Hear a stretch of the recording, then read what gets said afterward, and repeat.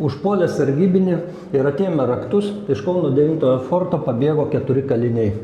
Tai buvo ankstus 1927 metų sausio 29 rytas. Kaliniai bėgliai buvo izoliuoti antrojoje kameroje. Iš jos neturėjo teisės išeiti nei į virtuvę, nei į lauką. Visgi kaliniam buvo suteiktas leidimas atsinešti kavos iš kalėjimo virtuvės. Pasiėmė 2 kibirus kavos, kaliniai patraukė atgal, tačiau į kalėjimo kamerą nesugrįžo. Kaliniai kiemelėje užpuolė sargybinį ir ėmė plėšti raktus iš jo rankų. Bokštelėje buvęs prižiūrėtojas paleido 2 šūvius, bet jie buvo netaiklūs. Atėmė raktus ir atrakinę centrinius vartus, kaliniai spruko. Apie pabėgimą telefonu buvo informuoti šalia budintys kalėjimo prižiūrėtojai.